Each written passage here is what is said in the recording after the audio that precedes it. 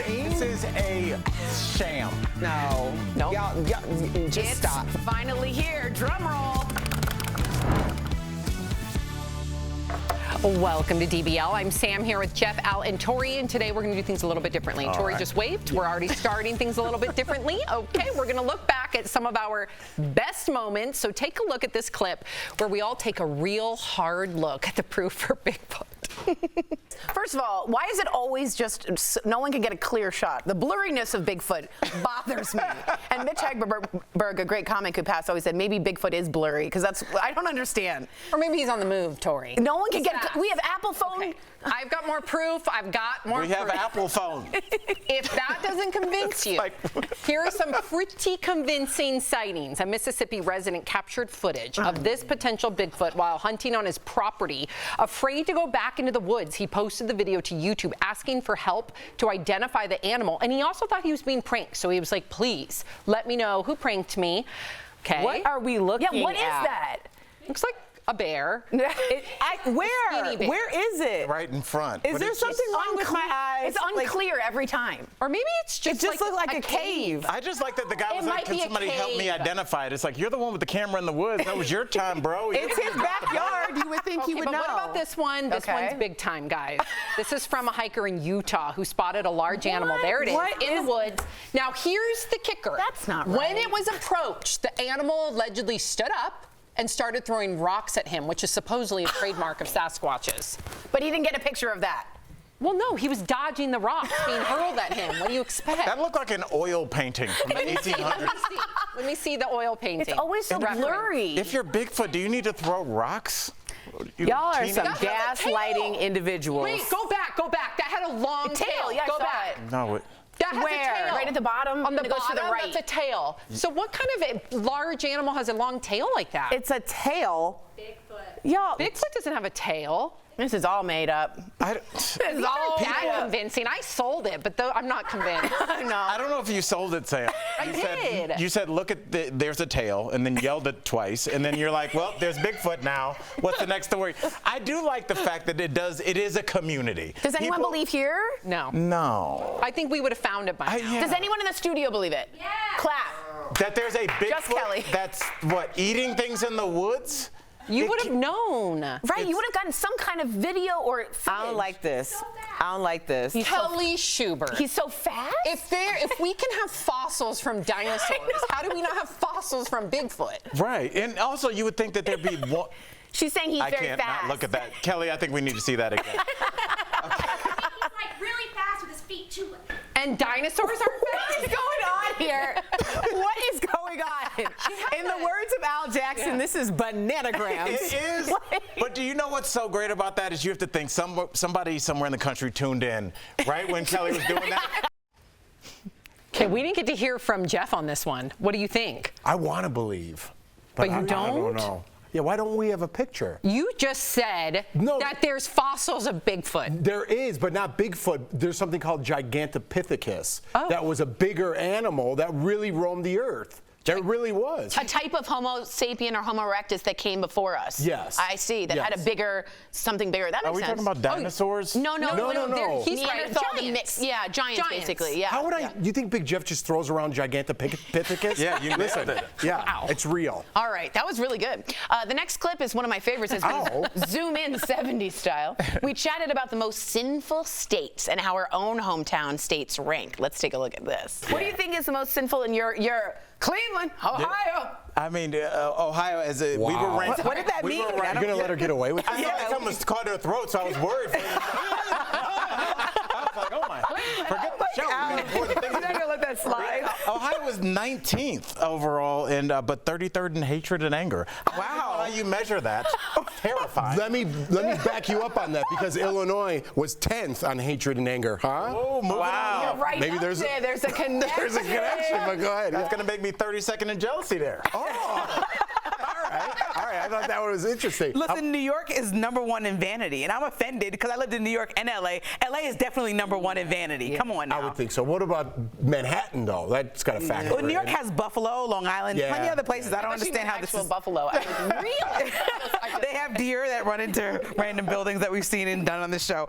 And we're 17 in laziness. And everyone in New York are the hardest workers of all time, just because we have to run from the train to this and then have 2 jobs. Everybody had 2 jobs when I was growing up. Well, say that to a coal miner in West Virginia. They're probably hardworking too. But how do you measure laziness? Because I feel like laziness isn't your job; it's what you do after work. Yeah. Oh. So maybe you're just sitting around after your. I'll be sitting around if I just mine coal all day. That's true. I'm lazy now. I think that's not lazy. That's called restful, and it's called self-care, which is what I do. I would think like winter has to play into that, right? Fair. So if you're inside all winter, that might be considered lazy, but what are you going to do? It's also hatred and anger. I wonder how they assign those numbers. Just check your internet history.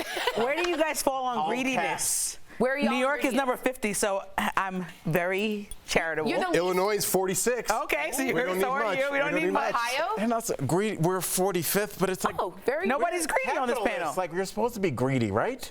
No. Well, I feel like greedy's like This isn't stingy. Wall Street, but you need to get your money. I mean, we're not saying that, but we're saying you're not an avarice. Because everyone always, back to your point earlier, and my mom texted me that you made her cry. What's the point of all the money if you're not going to share it with people, right? That's greediness for me is like, I'm just going to sit in my wealth and just roll around in Point to dough. a couple yachts. Oh my gosh. I didn't share this. That's the name of this yacht. I didn't share my money.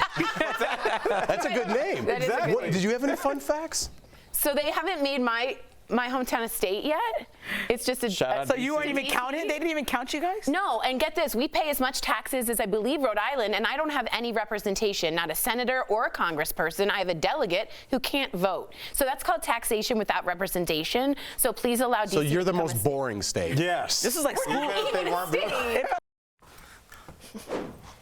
I just got informed what a miser was. Yeah, avarice or miser is someone who hoards their money even though they have plenty of it. They're not generous at all. Scrooge McDuck. Scrooge McDuck.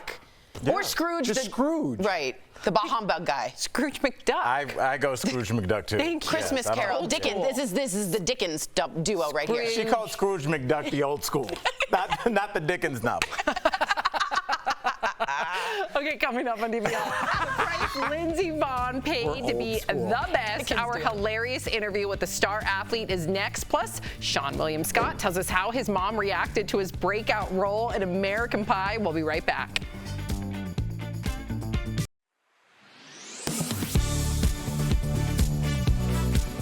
Most of us have heard the saying, you should drink 8 glasses of water a day. With this heat, is that enough water? The question, should everyone always be drinking exactly 8 glasses of water a day? Let's verify. Our source is cardiologist Dr. Pyle Coley and the Mayo Clinic. According to the Mayo Clinic, water makes up about 50 to 70% of our body weight.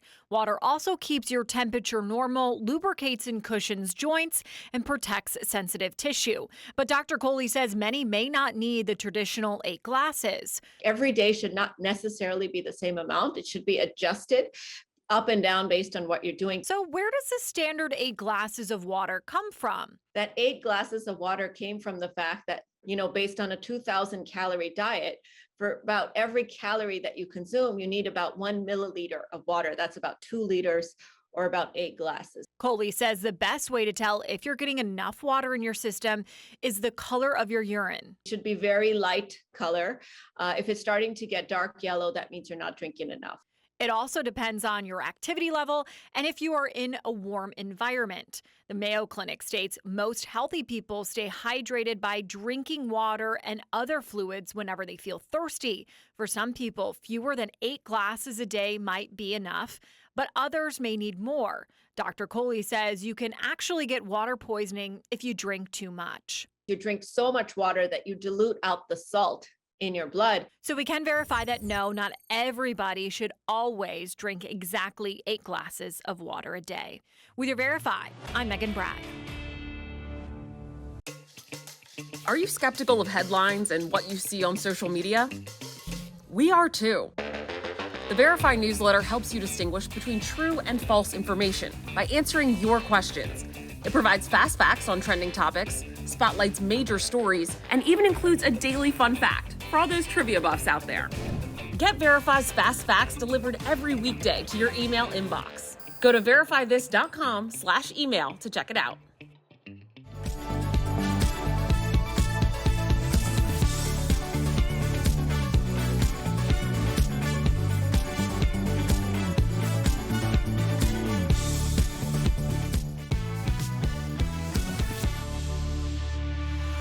Welcome back. She's the most decorated female ski racer of all time. Earlier, we caught up with Lindsey Vonn to hear about the price she paid to be the best. Take a look. Wow, we got Lindsey Vonn Yeah, here, we you do. guys. Welcome to DBL. Hi. You've won countless competitions and awards, but we found out one of your prizes was an actual, real, living cow. Yes. So you have to tell the story. How did this happen, and do you still have it? So yeah, it was a crazy race. I actually saw the cow in the finish, and I was like, I want to win today just so I get this cow. Yes. And then it was kind of like a promotional thing, and they were like, you know, we want to give you a check and give us the cow back. And I said, no, you told me I could keep the cow. So I kept the cow, negotiated for the cow. And I actually have like 6, 7 cows, maybe more. I've got quite the herd. What? That's oh my gosh. really cool. My son Miles is obsessed with cows. We had a cow birthday party. All he says is cow, even though he can say other words. It's cow this, cow that. Wow, that is so cool. You're like the coolest person ever. Seriously. You won some gold medals, but cow, pro cow. Yeah, and As long as I got the cows, I'm good. But she has a herd. There you go. Okay. It's interesting because I was thinking about this morning when I saw that we were going to be able to interview you, and I've seen some documentaries on skiing and how dangerous it is, how many injuries you guys rack up. But people think about football players as being tough and UFC fighters being tough, but you guys really hurt yourself a lot. So as a pro skier, how were you always able to come back and just compete? And what was the hardest injury that you dealt with?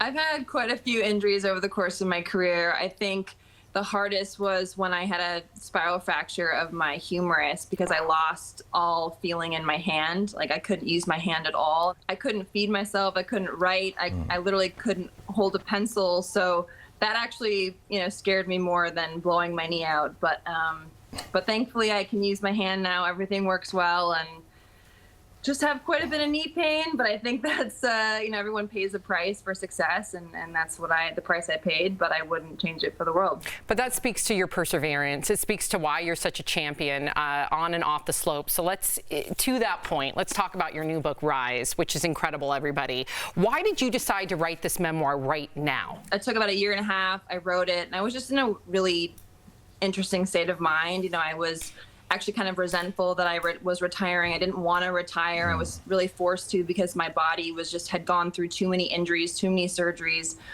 And so I actually scrapped that entire book that I wrote that I spent 1.5 years on. I started over. Wow. And I was in a much better place. I'm really happy now. I am accepting of the fact that I'm retired. I'm very busy and I'm happy. And I think that is reflected in the book, and I really wanted it to be something that was inspiring, where sharing my stories of adversity would help others overcome their own adversities.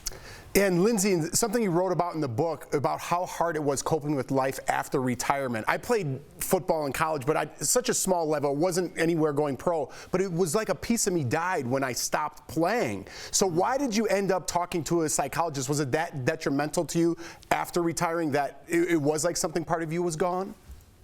Yeah, I totally agree entirely. It's really, you're going through the stages of mourning where you're angry, you're sad, you're frustrated. There's so many feelings. And, I thought, well, I've been through so much in my life. I can handle this. This is no problem. But it was, I think, the hardest thing that I've had to overcome is kind of making that next step forward and turning the page on this next chapter of life. I know who I am. I know where I want to go.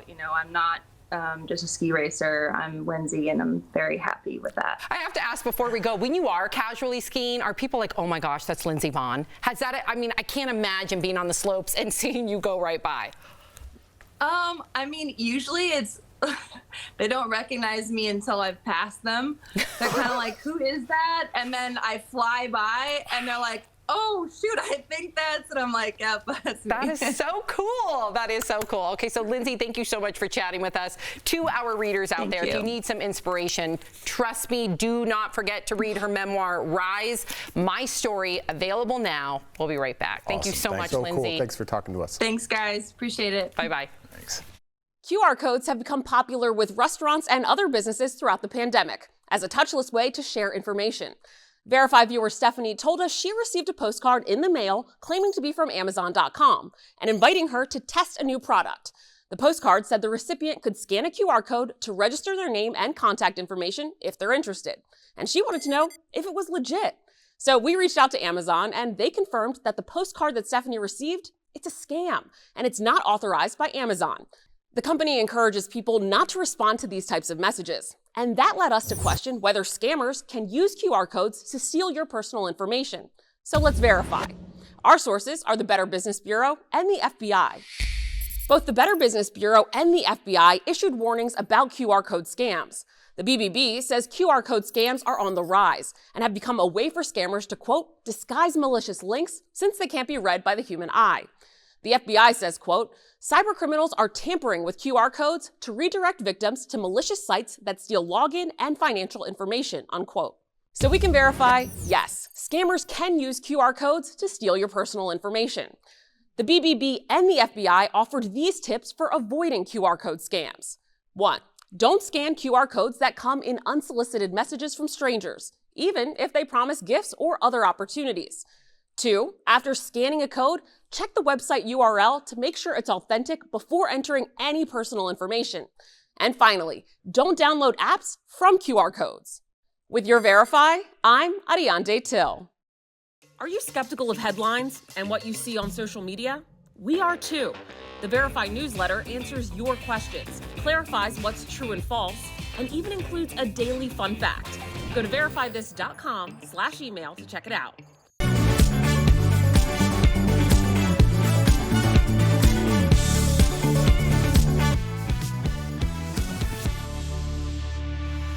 Welcome back. His breakout role was Stifler in American Pie, but now he's playing a pastor in his new show, Welcome to Flatch. Earlier, we caught up with Sean William Scott. Take a look. Hey, how are you guys? We're doing well. I love you're rocking the denim. You've got some really cool pictures in the background. I'm trying to decipher what they mean. You so nosy. Oh, yeah? Yes. That's my work. I did all that. I like to paint. You do? You're kidding. No, those are Keith Haring's. That's awesome. But not like original. Okay, that's very cool. Sean, we're looking at you right now, and I don't know what you see when you look in the mirror, but I'm looking at a cutie, okay? but you said in the past, that you don't think you're very photogenic. Why did you think that? Looking at a cutie, that's the best. No, I hate. That's so funny. No, I don't like pictures of myself at all. Like I don't know. I maybe have taken like 2 good photos in my life. But I don't think like most people. I'd like to think that most people like don't love themselves in photos. I think it'd be a problem if I like took a photo of myself and I was like, oh yeah, you look good. I'm not that guy. I guess you're right. It makes me feel better because I never look at, I never watch myself on this show. I don't look at pictures of myself. I feel the same way, so I'm on board with that. This is what I want to ask you. You auditioned for Baywatch, which I feel is a win either way. Just to get that which call. Which kind of takes away the good-looking, bad-looking thing. Yeah, my agent, I've never gotten that call and I never will. You have to tell us, how did that audition go? That was my first audition, and I didn't have a car at the time, so I was taking buses around LA, and you always have to kind of change buses, and this was it was kind of the audition was far from where I was living, and I got off the first bus, and as I was getting off the bus, the driver was like, "Watch yourself, kid," and he just closed the door and took off, and I was like, "Huh?" And I looked around and there was like really nobody there in this. I was in the wrong neighborhood, and this like car came in like hydraulics. I'm from Minnesota. I saw that. I'm like, well, that's an interesting car. And these guys came out and they were like, "What are you doing here?" I'm like, I'm just trying to get to Baywatch. And they're like, well, you're in the wrong place. And they go, how much money you got? I go, I got $1.35 to get to Baywatch and then to be able to get home on the bus. And they're like, give us the $1.35. And then they go like, we want your shirt. And it was like the only good shirt that I had. They're obviously messing with me. The bigger problem is, as I was taking off my shirt, I was kind of chunky because I was like eating oatmeal and rice because that's all I could afford. I was bloated. I was also really pale. I was like Casper the Friendly Ghost. They were like, oh. Anyways, I they left, and then another car came. They must have called their friends, and they're like, hey, we got to mess with this kid. And they also saw my chunky body, and they were appalled. And they go, they took my shoes. They're like, we want your shoes. I'm like, oh man. Gave them my shoes. Finally, the bus came. The bus driver's like, hey man, what are you doing here? I'm like, I'm just trying to get to Baywatch. I just got out here from Minnesota. Trying to make it as I feel like you were just on an episode of bus driver's like, hey, this kid's trying to get to Baywatch. We got to get him some money. And so they chipped in for me to get to the audition. Wow. I finally I'm walking down the hallway. I could hear the people working in the office going, oh no. Because I have my shirt off. And long story short, I didn't even get to audition. I think they saw my body and they were like, he's never getting the job. The truth is, I didn't even know how to swim. So the joke's on them. I wouldn't even done that episode. Story. I love it. I love For it. sharing that with us. But we got to talk about your new show. Welcome to Flatch. You play Father Joe. Sure. And since Mother's Day is right around the corner, how did your mom react when you told her about your character? My mom was thrilled. When I said Father Joe, and I was playing a minister, she's a Christian lady, and she's like, thank you, Lord. Praise the Lord. She's like, after all the weird characters that I played, she's like, you made it, son. You did it. Aww. Home run. That's So what's it didn't up. matter if the show was good. She was psyched. I love it. In juxtaposition, how did your mom react to Stifler? Right. She was horrified. No. She took her church friends on opening weekend to the Mall of America movie theater, and I told her it was a sex comedy. I didn't obviously explain the details of some of the scenes that I was in, and she took her church friends, and it didn't go well. Last apple pie she ever baked. You have been such a treat. I feel like we were hanging out with a friend. To all of our viewers, you have to watch Sean as Father Joe and Welcome to Flatch, airing Thursday nights on Fox. Thank you. We need you in studio. Yeah. Thank you so much. Great to see you. Good talking to you.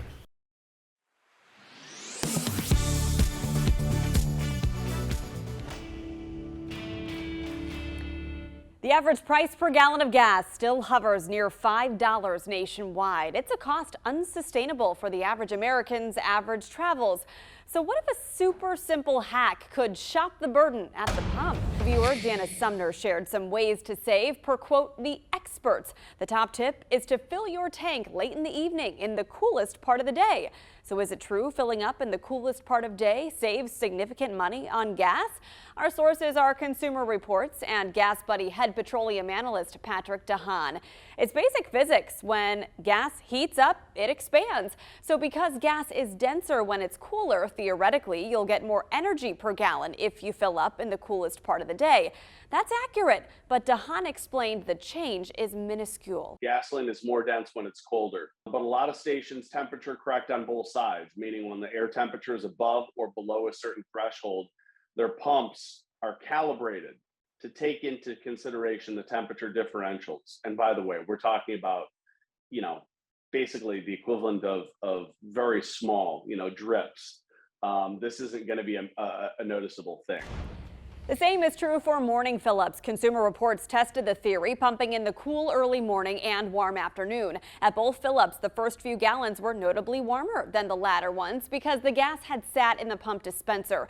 But the temperature-controlled gas in the underground tank quickly compensated for those initial gallons. Consumer Reports also concluded a 15-degree difference in air temperature between fill-ups caused only a 1% difference in gas volume. These pumps are always calibrated by departments of agriculture and weights and measures. So you're not, I mean, this is not the way to save more than 10 cents. You know, this is just small peanuts. We can verify no. Filling up in the coolest part of the day, morning or evening, won't save you much money on gas. It's likely not worth chasing costs to fill up at certain times, especially if you are making an extra trip to the gas station. And there's no consistent time of day when the stations reset their prices. So your best bet to save money at the gas station is to use fuel rewards points, and also inquire if your station offers a cash discount or if it's better to use a credit card that offers fuel savings. With your Verify, I'm Megan Malaris. Researchers are seeing a drop in substance abuse among young people. But what's behind the decline? Let's connect the dots. During COVID lockdowns, addiction specialists noticed a disturbing trend: more adults turning to drugs and alcohol. So researchers at West Virginia University wanted to see if young people were experiencing the same spike. What they found was people under the age of 24 showed a drop in substance abuse during the pandemic. That includes everything from vaping, alcohol, and other drugs. Researchers think since kids and teens were home more often thanks to virtual schooling and social distancing, they were spending more time with families than their friends. While the isolation wasn't great for mental health, researchers say kids were less exposed to peers that could potentially introduce them to dangerous substances. And that's connecting the dots.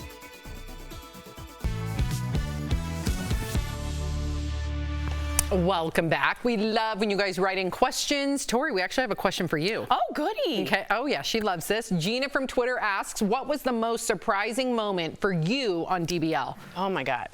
It's going to be a little bit weird, but the first thing that pops into my mind is when you, me, and I believe Erica met with the ex-neo-Nazi. Ooh. And because he had done a salute of the German Heil Hitler outside of the gates at Dachau, and it was this crazy thing, and I went up there, and I just started crying. Mm-hmm. And I remember being like, I'm very uncomfortable right now as a Jewish woman to even like talk to you.